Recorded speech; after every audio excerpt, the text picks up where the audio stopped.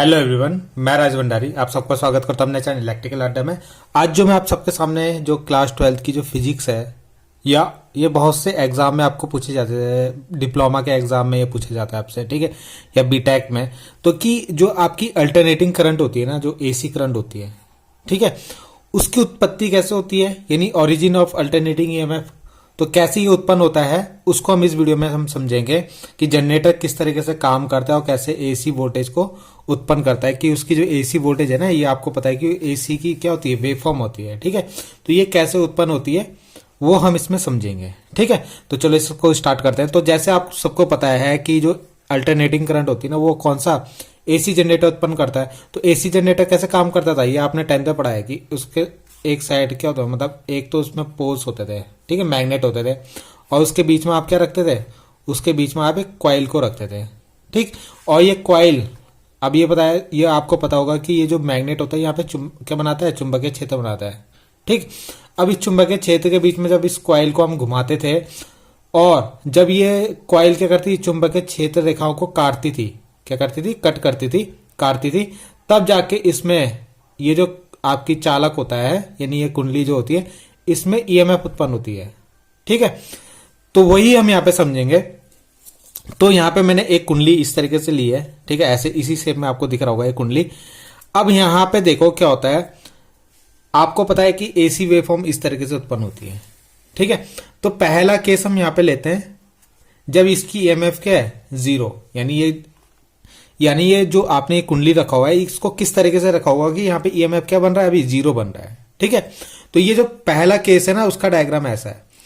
तो यहाँ पे जैसे मान लो चुंबकीय क्षेत्र रेखा है, ठीक है, जो एन से एस की तरफ जा रही है ऐसे, ठीक है, आप सबको दिख रहा होगा यहाँ पे एन से एस की तरफ जा रही है। और मैं क्या करूंगा, यहाँ पे क्या करूंगा, इस कुंडली को इस तरीके से रखूंगा, जैसे आपको दिख रहा है ना, पहला डायग्राम देखो यहाँ पे इस तरीके से रखूंगा, ठीक है, कि क्या हो, ये जो कुंडली हो, अब मैं इसमें देखो एक चीज लगा रहा हूं, ठीक है, ये क्या है, ये होता है इसका जो ये आपको दिख रहा है ना बाहर की तरफ, ये इस कुंडली का होता है सदिश क्षेत्रफल, ठीक है, सदिश क्षेत्रफल, यानी जिसको मैंने, अगर मैं फॉर्मूला लिखूं ना फ्लक्स का, यानी जो ये फ्लक्स आपका जा रहा है, इसका मैं अगर फॉर्मूला लिखूं तो फाई इक्वल होता है बी ए कॉस थीटा, ठीक।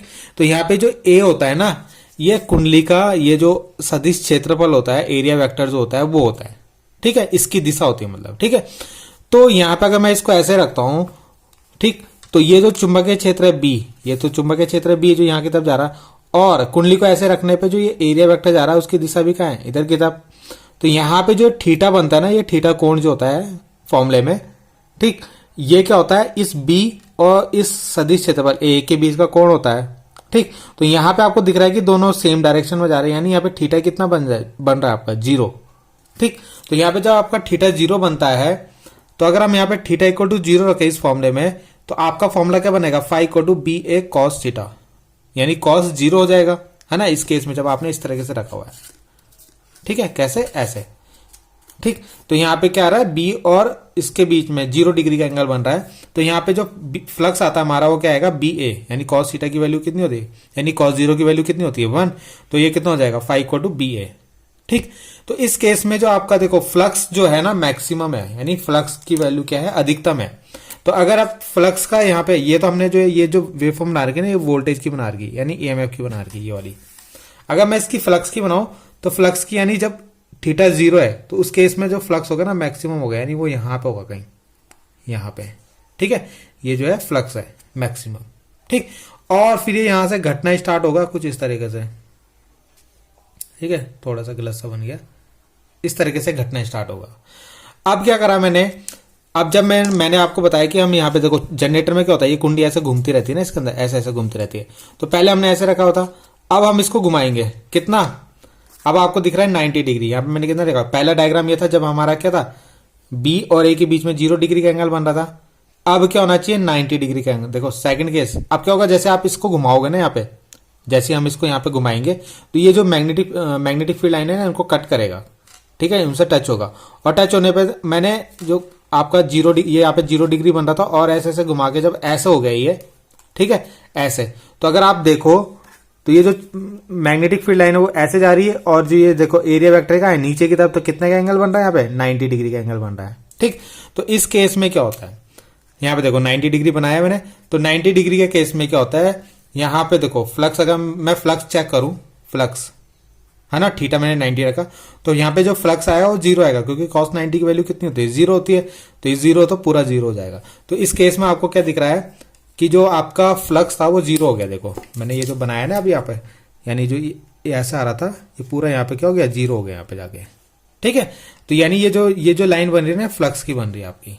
ठीक, फिर से क्या होगा, अब देखो, अब इसको मैंने अभी ऐसे रखा हुआ है ना, अभी क्या बन रहा है 90 बन रहा था, फिर मैं इसको और घुमाऊंगा, क्या करूंगा, और घुमाऊंगा ऐसे, अब मैं इसको ऐसे ला जाऊंगा, फिर क्या होगा, देखो इनके बीच में फिर 0 डिग्री का एंगल बन रहा है। कितने का बनेगा, 0 डिग्री का एंगल। देखो मैग्नेटिक फील्ड इधर जा रहा है ना, और जो इसका एरिया वेक्टर होगा, अब मैं उसको एरिया वेक्टर को इस साइड बना लेता हूँ ऐसे।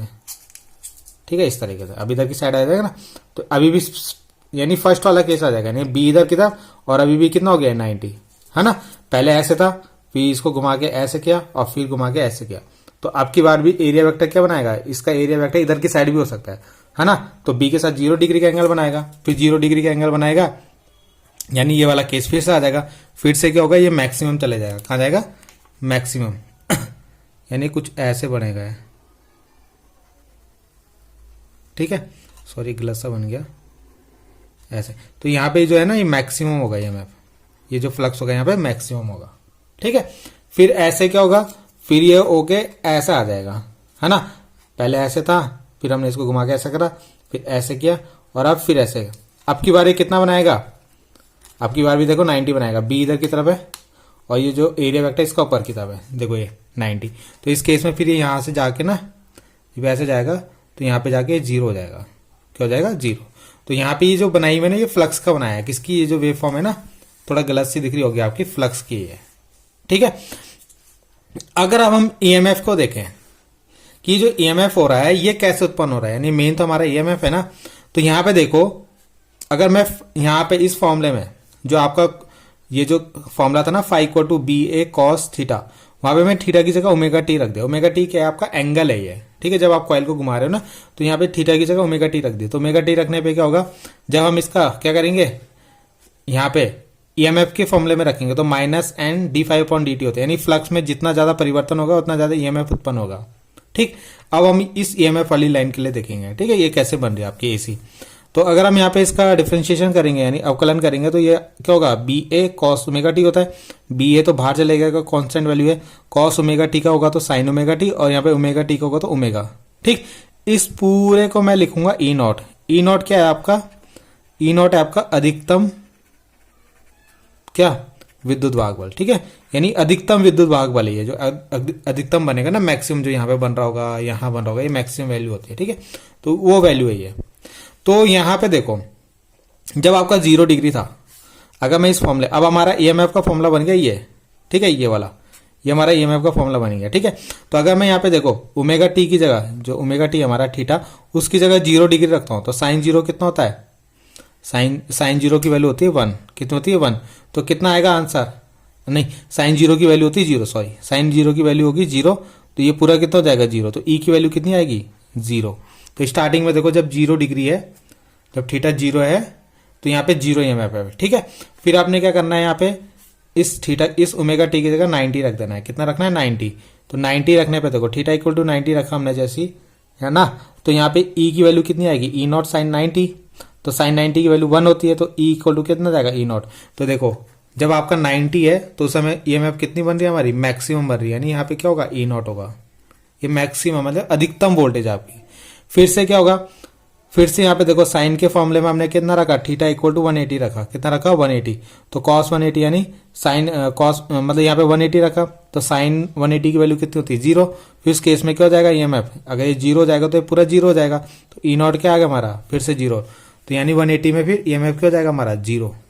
ठीक, फिर हमने क्या करा, यहाँ पे थीटा की जगह 270 रखा, तो 270 में भी कितनी थी वैल्यू, साइन की वैल्यू 1 होती है, मतलब साइन ओमेगा टी होगा ना, यहाँ पे 270 रखोगे 1 आएगा, तो E equal to E naught. यानी इस केस में भी देखो यहाँ से यहाँ जाओगे तो मैक्सिमम ई नॉट हमें ईएमएफ मिलेगा। ठीक है, फिर हमने यहाँ पे क्या करा, थीटा इक्वल टू 360 रखा, तो यहाँ पे भी देखो 360 यहाँ पे रखोगे तो इसकी वैल्यू कितनी होती है 0, तो साइन 360 जीरो हो जाएगा, तो ई भी क्या हो जाएगा 0। तो यहाँ पे देखो ईएमएफ भी 0 हो गया यहाँ पे जाते हैं।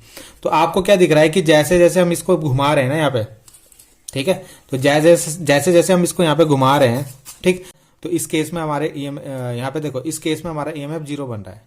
क्या बन रहा है 0, मगर उस समय जो फ्लक्स है वो अधिकतम है, ठीक है, क्योंकि दोनों के फॉर्मूले देखो चेंज है, इसमें कॉस है इसमें साइन है, यानी दोनों उल्टे होंगे एक दूसरे के, ठीक है। तो इस केस में ईएमएफ यानी जो फ्लक्स है वो तो अधिकतम होगा, मगर ईएमएफ उसमें क्या होगा 0 होगा। फिर हमने जब इसको घुमाया ऐसे, ठीक है, तो उस केस में देखो यहाँ पे देखो जो थीटा 90 था तो फ्लक्स तो 0 हो रहा था, मगर उस समय ईएमएफ हमारा अधिकतम है, देखो अधिकतम। फिर हमने इसको 90 बना रहा था, यहाँ पे फिर से 0 डिग्री एंगल बना रहा था, ठीक है, 0 डिग्री एंगल बना रहा था, तो फ्लक्स क्या हो गया हमारा, फिर फ्लक्स हमारा फिर मैक्सिमम हो गया। देखो यहाँ पे फ्लक्स मैक्सिमम हो गया है ना 180 में, और ईएमएफ कितना और था 180 में 0, है ना। एक मिनट है, जब हमारा फ्लक्स यहाँ पे थीटा इक्वल टू 0 था तो फ्लक्स अधिकतम था, देखो फ्लक्स अधिकतम है, और ईएमएफ कितना है यहाँ पे 180 में 0, तो यानी 180 में जो ईएमएफ है देखो ईएमएफ 180 में कितना हो गया 0 हो गया आपका, ठीक है। तो इस तरीके से आपको समझ में आ रहा होगा। फिर हमने ऐसे करा, फिर ये क्या हो गया यहाँ पे कितना एंगल बना रहा है, यहाँ पे 90 पे है ना, बी इधर की तरफ जा रहा है और एरिया वेक्टर इधर की तरफ, तो 90 बन रहा है, ठीक है। तो 90 के केस में देखो फ्लक्स हमारा 0 है, तो फ्लक्स क्या हो जाएगा यहाँ पे, हाँ मतलब यहाँ पे 270 में जाके 0 हो जाएगा, ठीक है, मतलब ये 90 वाला ही यहाँ पे, तो ये 0 हो जाएगा, और उस समय फ्लक्स क्या होगा हमारा, ईएमएफ क्या होगा अधिकतम होगा, ठीक। तो आई होप आपको ये समझ में आया होगा कि कैसे कैसे हमने ये जो हमने बनाया है ना, ये कैसे कैसे हमारा यानी एसी कैसे उत्पन्न होती है, ठीक है। तो ये याद रखना, जो ईएमएफ होता है ना वो फ्लक्स के इन्वर्सली प्रोपोर्शनल है एक तरीके से, ठीक है। तो जहां पे फ्लक्स अधिकतम होगा वहां पे क्या होगा ईएमएफ मतलब 0 होगा, और जहां पे फ्लक्स 0 है वहां पे ईएमएफ क्या होगा आपका अधिकतम होगा, ठीक है। तो वो आपको फॉर्मूले से पता लग रहा है, इसमें कॉस आ रहा है इसमें साइन आ रहा है, ठीक है। तो जैसे जैसे हम इसके यहाँ पे घुमाते रहेंगे इसको एन और एस के बीच में, ठीक है, एन और एस के बीच में घुमाते रहेंगे, तो ये क्या करेंगे फ्लक्स से उतना ज्यादा जैसे जैसे टच होता रहेगा, ठीक है। जहां पे फ्लक्स क्या होगा अधिकतम होगा, यानी वहां पे ईएमएफ जो होगा ना मिनिमम क्यों बन रहा है, क्योंकि ये क्या हो रहा है, अब यहां से फ्लक्स तो ज्यादा जा रहा है, मगर ये जो इससे कौन सा जो परिवर्तन हो रहा है ना फ्लक्स से वो कम हो रहा है, उस केस में 0 हो रहा है, तो इसलिए यहाँ पे ईएमएफ भी आपकी 0 बन रही है, ठीक है। फ्लक्स तो अधिकतम है क्योंकि फ्लक्स से ही आपका ईएमएफ बनता है, फ्लक्स से ही ईएमएफ बनता है, मगर यहाँ पे जो ईएमएफ टच हो रहा है ना इससे जो चेंज हो रहा है d∅dt इस केस में, ठीक है, कौन से केस में 0 के डिग्री वाले केस में, उस समय ये क्या हो रहा है फ्लक्स तो आपका क्या बन रहा है अधिकतम बन रहा है, मगर से जो फ्लक्स परिवर्तन हो रहा है ना उस समय 0 हो रहा है, तो इसलिए ईएमएफ भी 0 है आपका। तो इस तरीके से इसके बीच में घुमाते रहेंगे और हमें क्या होगा एसी वोल्टेज इस तरीके से मिलती रहेगी। तो आई होप आपको समझ में आया होगा। Thank you.